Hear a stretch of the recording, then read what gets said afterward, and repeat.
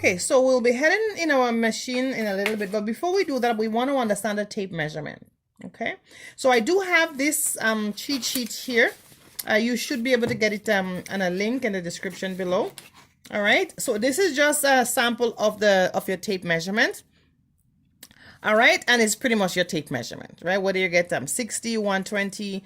So this is only 1 inch. So we're just going to understand, it could be any 1 inch we understand in here. So we're just going to understand any one. So it's just going to just take this one so we can understand the 1 inch. So now on the cheat sheet, there's this one, 16, 3/16. I cross it out, right? Those is the in-between line here, the in-between line here. There's no line.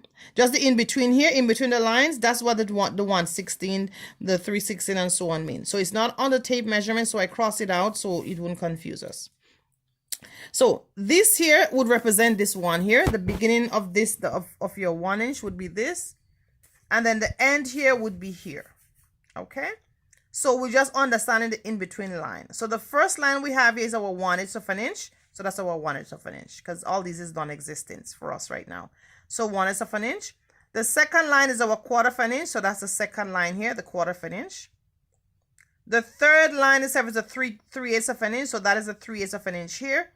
And we're all familiar with a 1/2 inch, right? So we all familiar. So this is the 1 inch, the 1/2 inch. So we have our 1/2 inch here.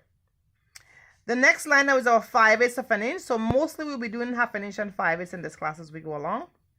The other line is our 3/4 of an inch. All right, so this is our 1 inch and this is our 3/4 of an inch. So that is it here, our 1 inch from here to here, and this is our 3/4 of an inch. And then the other one is our 7/8 of an inch. So that's right here. Okay, and then we have our 1 full inch. So it goes for every one of them. All right, so take time to go over this a bit. All right, so just take time to go over this a bit. Now let's go on the sewing machine now to understand it even better. Okay. So on the sewing machine now,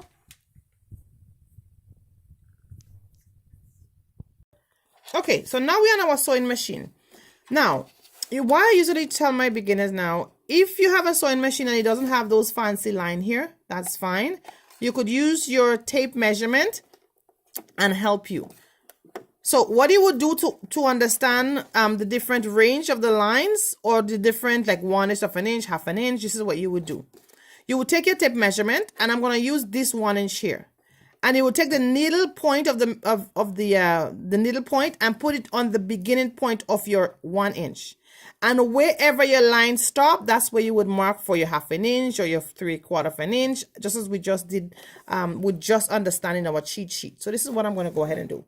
I'll take my needle and put it down on the inch. So this is the beginning of the inch, right? So once I've done that now, then I know my 1/2 an inch now. Look at my 1/2 an inch here. So the second line on my sewing machine Singer Heavy Duty is my 1/2 an inch. So I'm hoping you're seeing that here. The first line here, the line before the 1/2 an inch, sorry, the line before the 1/2 an inch itself is our 3/8 of an inch. And it's actually marked 3/8 of an inch right here on the machine, if you do have the Singer Heavy Duty machine. So the 3/8 of an inch is here, and look the line here. Then we have the 1/2 an inch. Then we have the then we have the 5/8 of an inch. So the third line is the 5/8 of an inch, right? And then we have our 3/4 of an inch is here on the tape measurement, so right here, and that's the line right here. So I'm hoping you see that. Then we have our 7/8 of an inch here, and this is it here, and then we have our 1 inch. So from the tip of the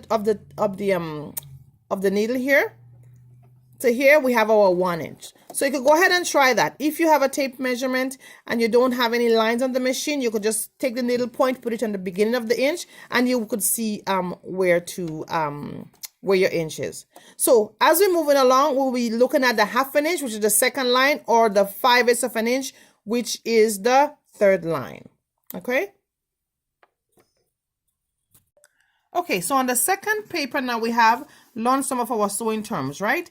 Now we're familiar with our back stitch. Remember the back stitch is secure the stitch in the beginning and in the end, right? So we'll be introduced to a seam now. So we'll be making our seam as we start to construct our garment. And we'll understand the seam allowance, like 1/2 an inch seam allowance, 1/4 an inch seam allowance. Our hemming now, guess what? you tell me, where do we do our hem? Of course, we do it at the very end of the skirt, right? At the very bottom. We'll be introduced to a term called the understitch in a little bit, and I'll go step by step to explain to you how we do it and where do we do it. Basting now, we'll be doing basting when we put in our zipper together. And of course, if we're doing a gathered skirt, which we would do it as a complement, you would also be doing that with basting as well. You're facing, so you're facing now basically in your waistband. Remember, we have interface here. So this piece of the waistband is actually called our facing, and this is our regular piece of waistband. So this is our interface here. So that would be a form of our facing. And then our notch. So basically is anything seam ripper, notion itself, or it says notch here. It's supposed to be notion. Notion, notch, basically it's seam ripper, scissors, thread, all the thing we use in order to put our garment together. And again, I have seam ripper here. So just gonna repeat it. It's just repeat itself here. So it's pretty much the same thing here. So take your time and go over all this, right? And then in the next video, we'll be starting to construct our garment.